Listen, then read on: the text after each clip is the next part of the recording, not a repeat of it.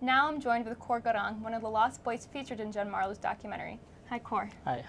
So what was it like to finally return to your village after so many years? Thank you for having me. To return back home for 20 years that I was not at home, and when I was a young refugee, I went through a lot, and I got a chance to come to US, and I had a hope that I will return to help the people that I had left back home. And when I went, it was devastated because the way I saw them and the way I seen the people, it was not the way that I left them when I was young. So the situation was not in a good way. People were dying under the trees, and the outbreak of cholera and measles, meningitis, and hunger. It was overwhelming, and I was very sad to see that. So. And you've actually founded an NGO to kind of combat some of these medical issues facing your community back in Sudan. Can you tell me what you're doing? Yes, I got opportunity to go to school to become a licensed practical nurse.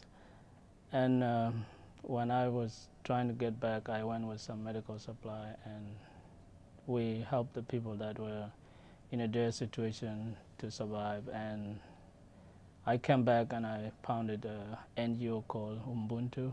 It's a it's interconnection between the humanity, between your humanity is my humanity, and that's how, we raise money for the clinic and for the health care in Southern Sudan. So.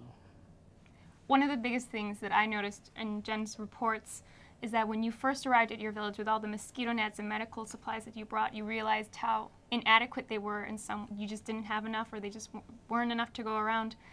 What do you hope to do differently in your next trip in May?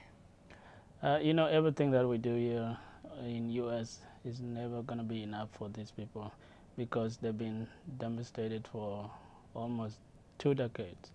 So when I went with the mosquito netting or the medicine, they were not enough because the population was increasing. People were going back from the refugee camp to their villages.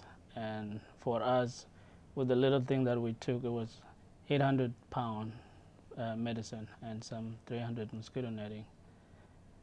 And for us to, to increase their health or their needs is to educate them, bring them up, and let them, help themselves at least. So, but we're working on our, our organization is working on trying to raise awareness about the Southerners and for the Darfur and the Sudanese in general. So.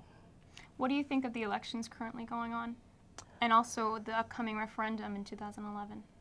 The election that is coming up is not going well because all the major parties already pull out, and I'm a Sudanese and I have a right to vote to, to select my president.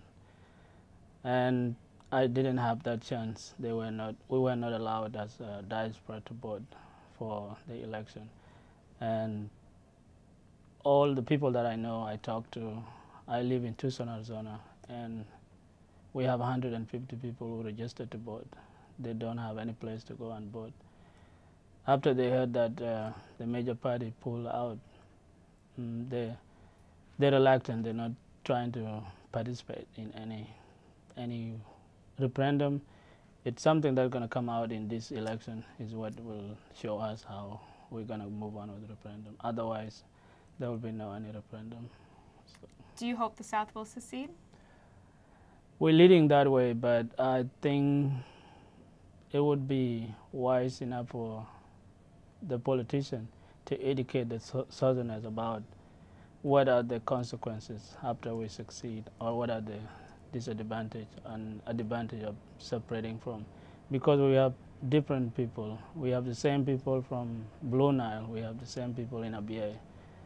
If we separated, we have our brothers in Darfur. If we separated to become Southerners, then the Blue Nile people will be left on the north while they were fighting with us to eradicate the enemy in 20 years back.